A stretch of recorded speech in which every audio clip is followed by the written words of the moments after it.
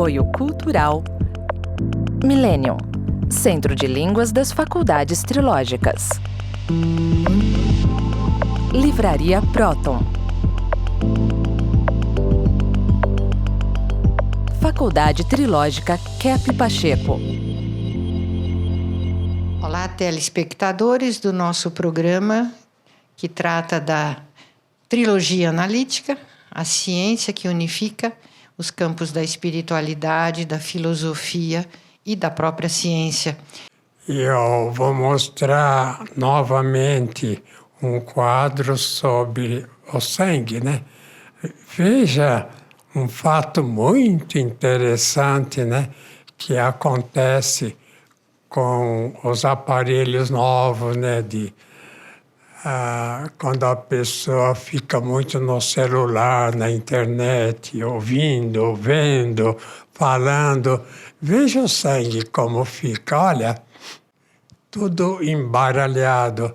Então, a internet, esses aparelhos modernos trazem assim uma distorção da realidade.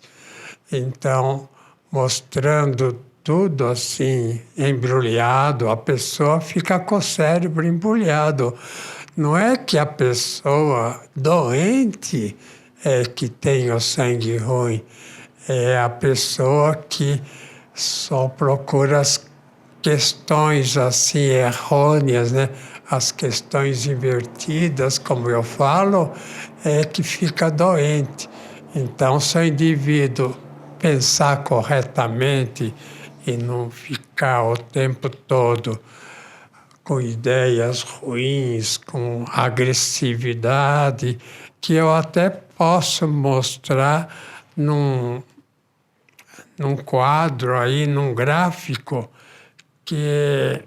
quais são, né, os sinais assim da patologia, o que chamam de pecados no ser humano. Veja lá, Cláudia, em primeiro lugar, o que é? As pessoas que passam a vida com doenças e eles estragam o bem que possuem.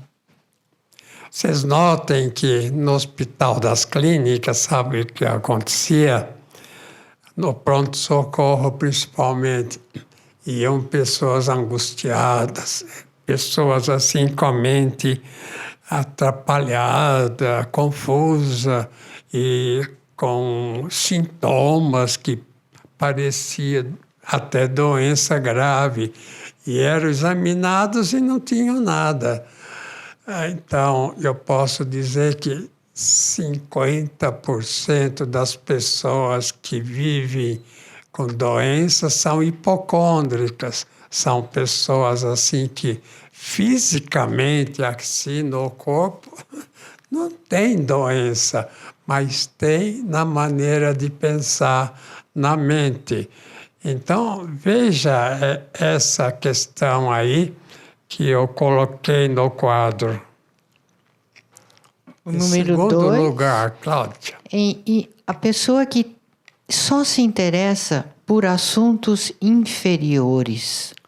Pessoas que falam só palavrões, blasfêmias, pessoas que xingam, pessoas que se queixam.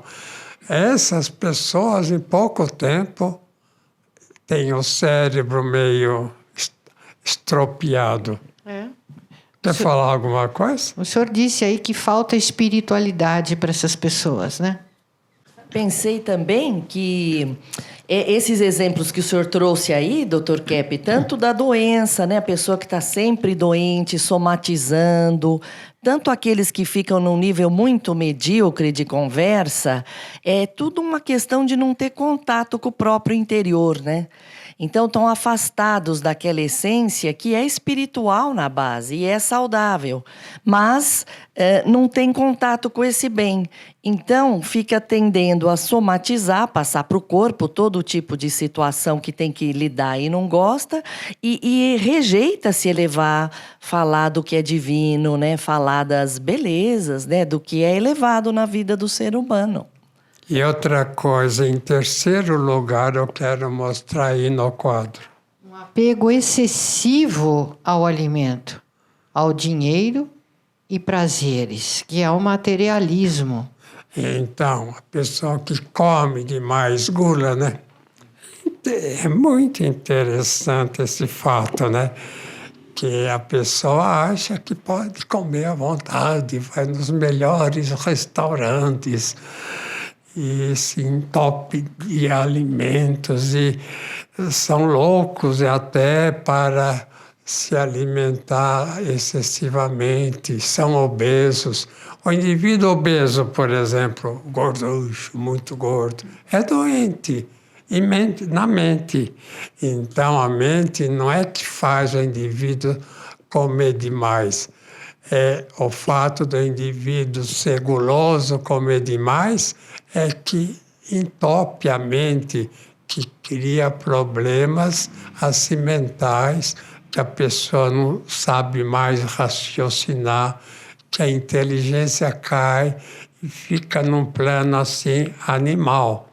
Então podem notar que geralmente na medicina, no estudo assim da fisioterapia, da patologia orgânica, existe grande quantidade assim de pessoas infantis que ficam no primeiro ano de idade, porque quando a criança nasce, até 1 ano, ela só tem interesse pelo alimento, né? Pelo leite, seja o leite materno, seja o leite provocado pelos animais.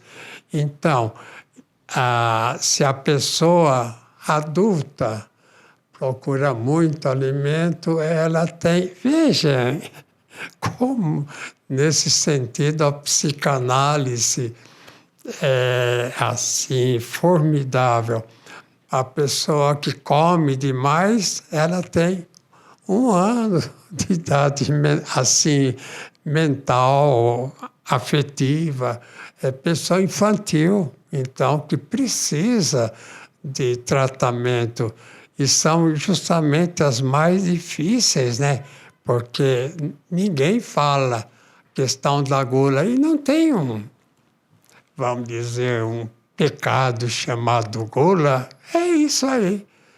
Então, se não fosse ruim, se não fosse prejudicial, não teria essa descrição de gula. A pessoa que bebe demais, fica caindo de bêbado, bebum, né? É uma pessoa que bebe demais que acaba, vamos dizer, criando problemas graves no cérebro. Eu acho interessante isso, doutor Keppe. Os 3 primeiros pontos nós vemos bastante no consultório. Então, a pessoa fica só falando das doenças, ela tem interesse muito materialista e, como o senhor fala, né, a pessoa é o que ela faz. E ela fica só nos hospitais, ou fica só na comida, ou só na bebida. E nós vemos que existe, de fato, um rebaixamento, que a pessoa não entende mais as orientações. Então, melhor não brincar com isso, né? Eu vou mostrar o número 4 que causa doença. Vocês notem, vocês que estão nos ouvindo aí na televisão, que a doença não vem de fora. A doença vem do tipo de conduta do ser humano. Se o ser humano tem uma atitude moderada no pensamento, no sentimento, na alimentação, na vida social, ela jamais vai ficar doente. Então, a doença vem de uma atitude assim excessiva ou faltosa em relação ao mundo exterior. Vocês querem ver aí mais um elemento que fala? São as pessoas incapazes de realizar o menor sacrifício. Então, não fazem o bem. Pessoa que não tem frustração, por exemplo, gosta de uma coisa e não tem, então briga por causa daquilo, quer dinheiro, não tem, então briga com os pais, geralmente, né? Os adolescentes brigam com os pais ou com o patrão, ou no trabalho, querem ganhar o que o patrão às vezes não pode pagar, ou está pagando até bem. Então, causa, a perturbação no próprio cérebro por falta de moderação. Quer falar? Então, dentro do que o senhor está falando, Dr. Kepp, um aspecto muito interessante é que a mídia, né, ela incentiva tudo isso que o senhor falou, incentiva a gula, a busca dos prazeres, tudo que vicia o ser humano, né? E isso daí foi introduzido nos Estados Unidos por aquele Edward Louis Bernays, né? No começo do século, lá nos Estados Unidos. Então, ele diz o seguinte, que a gente pode manipular o ser humano através das emoções. Ele era sobrinho do Freud, então ele usou essa técnica não para tratar o ser humano, mas para manipular, né? Através da mentira sistematizada. Então, agora, a técnica é fazer propaganda para crianças, para já habituá-las, por exemplo, com a gula, com alimentos que... Mas, Ortiz, a gente tem que pensar nas pessoas que põem essas mentiras na mídia, que põem essas mentiras no mundo, que ensinam as crianças na mentira, ou com a criança que se comporta bem, né? Ou qualquer adulto, então não toma atitude. Então, é muito importante ver a questão, né, da relação do que fala a teologia, né? Do que fala a questão da doença assim orgânica, doença física, ou então o estado do mundo como está agora, por exemplo, essa guerra, né? Agora esse Brzezinski, né, está querendo fazer um acordo com o Putin. Zelensky. Né? Brzezinski já foi do passado. Agora é o Zelensky. Zelensky, né? Bom, o outro devia... Aquele era ainda pior ainda. Da mesma cartilha, né? Mas agora, depois que destruiu como é que chama o país dele? Ucrânia. A Ucrânia, quase. Então, agora, vamos fazer acordo. Agora acabou com o país dele, porque não evitou antes. Bom, vamos fazer um acordo, vamos na mesa de negociação e não brigar. É claro, um país pequeno em relação à Rússia vai brigar com um gigante, um cachorrinho vai brigar com um elefante, com um cavalo. É claro que sai perdendo. Então, aí há patologias só, não daquele que ataca, como daquele que provoca o ataque. Bom, aí tem em quinto lugar o espírito de briga e disputa. Uma pessoa que não quer não quer acomodação, quer briga. É a paranoia, né? A paranoia é o fato, né? Por exemplo, a pessoa tem qualquer problema, vai no trabalho e falta alguma coisa. Então, a tendência é o quê? Então foi fulano que fez isso, foi fulano que causou isso. Pôr a culpa nos outros. Então, o que causa patologia no ser humano é quando culpa os outros. Nos hospitais e na escola de psicossomática do Franz Alexander, eles já viam que os pacientes, por exemplo, com artrite reumatoide, são muito briguentos e estão sempre prontos para fazer uma discussão com o outro. E no consultório nós vemos também, eles não aceitam o tratamento, brigam com o cuidador, brigam com o médico, brigam com a enfermeira e tem essa acentuada paranoia, como o senhor falou. Então, vamos pôr novamente o quadro para ver em seguida o que vem. As pessoas que só têm conversas fúteis, que não tem nenhuma seriedade. Vocês notam, né? Fazem assim festinhas e reuniões para discutir o quê? O tal do happy hour, né? Né? É o happy hour. Então, eles se reúnem no fim da tarde para beber e bater papo. Como é que eles... Jogar a conversa fora. Jogar a conversa fora. Se você quer encontrar uma pessoa para ter uma conversa fútil, então não encontre. Deixa o outro que você vai se estragar, estraga o outro também. Então, a conversa sempre tem que ser com uma finalidade. A gente vive tão pouco, né? Vocês vivem aí 30 anos, já estão morrendo 50 anos. Vocês têm que viver até 100 anos, no mínimo. Quem vive menos de 100 anos é sinal que judiou tanto da cabeça, do físico, que não tem mais, assim, possibilidade de melhorar. Então, vamos continuar aí na lista. Isso. E tem em sétimo lugar aqueles que apreciam o mundo ilusório, que gostam de festas, recepções, comemorações. Aí a gente diz também homenagens. Esse mundo, né, Dr. Kepp, da hipocrisia, um elogiando o outro, né? Depois sai dali, mete o pau. Fala tudo ao contrário.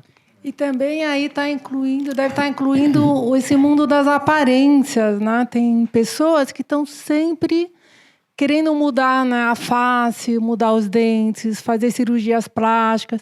Esse mundo ilusório, não aceita o bem que eles têm, a beleza, a saúde do corpo, e vivem estragando o corpo que tem. Sabe, Heloísa, dentista, né? Que até o cérebro da pessoa, a fisionomia, assume, né, o que a pessoa pensa. Às vezes, né, a pessoa gosta muito de um animal, né? Um gato, um cachorro. Sabe que com o tempo a pessoa fica com cara de gato ou cachorro? Ah, sim, isso são feitos estudos. Inclusive tem artistas, fotógrafos que gostam disso. E é impressionante essa ressonância que existe, essa energética de um que passa para o outro e que modifica a fisionomia. E, às vezes, o cachorro fica com cara do dono também. Quer dizer, é uma coisa recíproca. É interessante. Então, não chamam as mulheres bonitas de gatas, as gatas. Homem, o gatão. Interessante isso.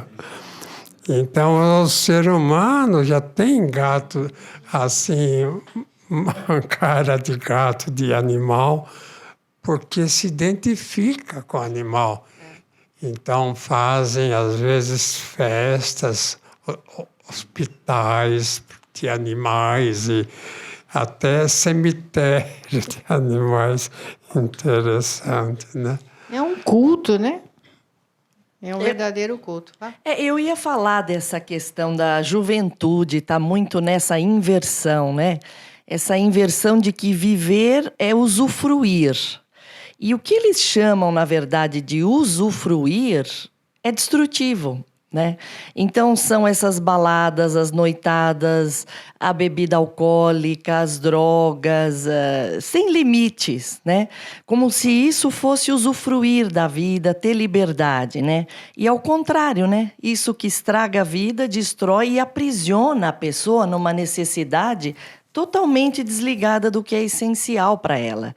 E como é difícil fazer o indivíduo perceber essa inversão que existe. Precisa ser muito conscientizada ainda. Então vamos ver agora em 8º lugar, né, o que eu escrevi, que leva o ser humano a ter problemas, e não é só problemas mentais, é físicos também, problemas assim na evolução da personalidade, até na questão econômica. A pessoa não consegue ganhar razoavelmente, não se dedica, está no emprego, muda para outro, não tem fixação em nada. Na vida afetiva, você sabe que de 100 casamentos, metade não dá certo. Quando a pessoa vai no cartório registrar lá um casamento, né? Então já devia tirar um papel de divórcio. Pelo menos 50% dos que se casam. Mas por que, né, que não dá certo? Vocês já perceberam por quê? Porque o pessoal pensa que casamento é festa, é sexo, é viagens, é dinheiro, que vai uma moça, por exemplo, casar com um bilionário, vai ter um vidão, vai nada. O milionário vai tratar essa moça assim a pontapé, como se fosse empregado, né? E não é geralmente isso que acontece no casamento, da pessoa querer fazer do outro mais um empregado, né? A mulher, uma empregada, vai cuidar da casa, lá das crianças, e eu vou passear, eu vou fazer isso. Isso acontece muito. Ou a mulher quer fazer do homem, né, o escravo que traz dinheiro para casa. De acordo? Sim, eu estava aqui pensando, o senhor estava falando, eu estava aqui pensando, né, que eu atendo clientes que fizeram esse grande engano, achando que se casassem com um homem de poder, elas teriam assim um status, uma condição de vida ideal, né? E depois, como o senhor falou, o poderoso vai por cima, inclusive, dela, e acaba fazendo da vida uma escravidão, um semi-inferno. Aliás, a maioria das pessoas se casa esperando encontrar no outro um motivo para sua realização, para a felicidade. Então, idealiza aquele indivíduo. E muitas mulheres, por exemplo, pensam, depois que eu me casar, com jeitinho, eu vou corrigindo os defeitos dele, que eu não gosto nele. Mas muitas mulheres falam isso. Eu pensava que depois do casamento ele fosse mudar. Então tinha um vício de bebida ou isso ou aquilo que a pessoa ia mudar. Então, em vez dela corrigir ele, ela vai captar os defeitos dele. Exatamente. Em vez de ele ser de acordo com as virtudes, ela vai ser de acordo com os que tem vício, né? O homem avarento. A mulher não é avarenta, então, depois que casa, fica super avarenta. Você leu o 8º, não foi? Sim. Então, o 8º fala o quê, né? Que se o indivíduo não acredita que vai sobreviver depois da morte, também ele está fora da realidade. Porque se ele vai sobreviver ou não depende dele acreditar. Se vai sobreviver, vai, de qualquer modo, acreditando, rejeitando, gostando, como os santos fazem, ou recusando, como as pessoas muito daninhas falam. Então vamos ver o último, o 9º. As pessoas que não são ativas e esforçadas são preguiçosos e parados. Então, o senhor coloca aí que a patologia tem a mesma conotação religiosa dos erros, né? Dos pecados. Na patologia e o pecado são são correspondentes. Então, para ver, por exemplo, uma diferença entre uma pessoa viva e, vamos dizer, morto, é só ver. Então, o morto já está parado, né? E a pessoa viva que não quer fazer nada, que fica em casa assim, parado, já está no caminho da extinção. É isso aí. Então, Dr. Kepp, já passou nosso tempo. Vamos nos despedir até. Então. Tchau, tchau.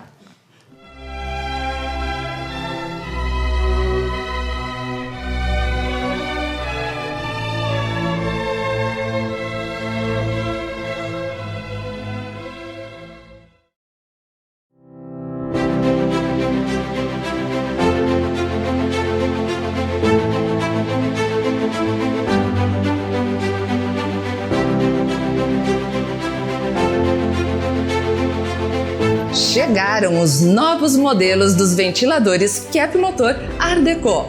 Ventilador de parede oscilante. Ventilador de mesa oscilante. Equipados com a tecnologia de motores ressonantes da nova física de Kepp. Captam e transmitem o magnetismo para o ambiente. Conheça os benefícios dos ventiladores Kepp Motor. Brisa fresca e agradável, pois o motor não esquenta. Economiza até 80% de energia elétrica. Tecnologia internacionalmente premiada. Acesse nossa loja virtual e conheça os novos modelos Art Deco. keppmotorshop.com.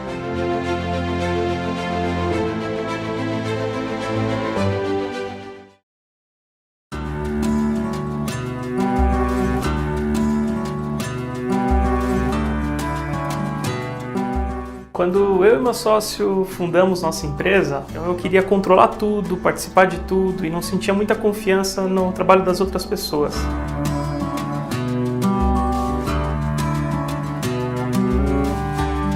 Pouco a pouco, discutindo casos e compartilhando experiências com os demais alunos e com os professores, eu pude perceber que existia um comportamento, então eu acabava projetando, né, algo que eu não queria ver no trabalho dos outros.